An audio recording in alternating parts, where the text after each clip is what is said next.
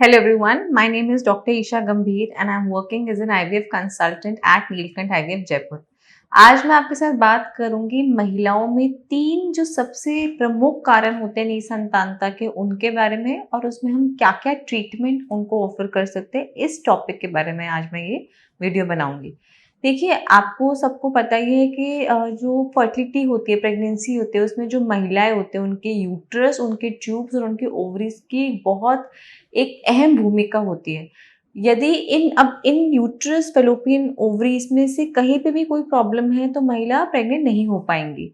अब मैं इनसे जुड़े 3 मुख्य जो कारण हैं, यानी कि फैलोपियन ट्यूब से जुड़ा जो एक सबसे मुख्य कारण होता है फैलोपियन ट्यूब ब्लॉकेज, उसके बारे में बात करूंगी। यूट्रस से जो सबसे प्रमुख जुड़ा हुआ कारण होता है वो होता है एंडोमेट्रोसिस, और जो ओवरीज से सबसे मुख्य जो कारण जुड़ा हुआ है वो होता है पीसीओडी। तो इन 3 कंडीशन के बारे में आज हम एक एक करके बात करेंगे और हम जानेंगे कि इनमें हम उनको क्या ट्रीटमेंट जो है ऑफर कर सकते हैं।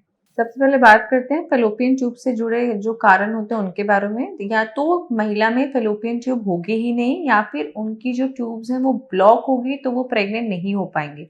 देखिए, अगर तो ट्यूब्स है ही नहीं तो इसका तो सीधा इलाज है कि वो आईवीएफ के माध्यम से कंसीव कर सकते हैं। और यदि ट्यूब ब्लॉक है तो पहले तो हम लैप्रोस्कोपी और कैनुलेशन द्वारा इस ट्यूब को खोलने का प्रयास कर सकते हैं। यदि इससे भी ट्यूब नहीं खुलती या खुलने के बाद भी नेचुरली महिला कंसीव नहीं कर पा रही तो फिर उस केस में हम उनको आईवीएफ ऑफर कर सकते हैं। नेक्स्ट अब बात करते हैं एंडोमेट्रोसिस कंडीशन के बारे में। इस कंडीशन में क्या होता है, जो यूट्रस की सबसे इनर मोस्ट लाइनिंग एंडोमेट्रियम होती है वो यूट्रस के बाहर ग्रो करना शुरू कर देती है। ये फैलोपियन ट्यूब्स या पेल्विस या ओवरीज में ग्रो करके इतना चिपके कर देती है कि नेचुरली कंसीव करना महिला के लिए बहुत मुश्किल हो जाता है। ऐसे में हम उनको दवाइयों के सहारे से या इंजेक्शंस के सहारे से भी कंसीव कराया जा सकता है, या फिर अगर वो नेचुरली नहीं कंसीव कर पा रहे हैं तो आईवीएफ हम उनको ऑफर कर सकते हैं, जिसका जो रिजल्ट है सबसे बेहतर होता है।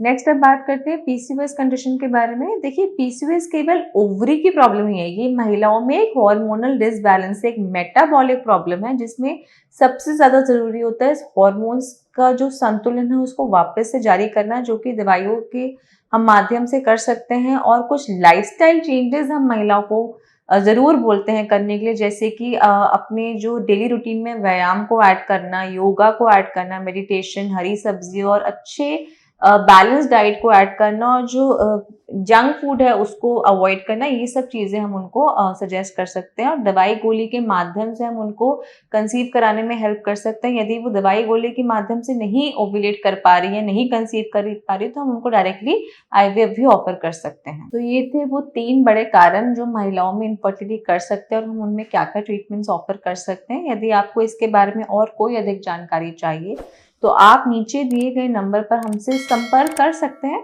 या फिर नीलकंठ आईवीएफ में आके हमसे परामर्श ले सकते हैं। Thank you very much.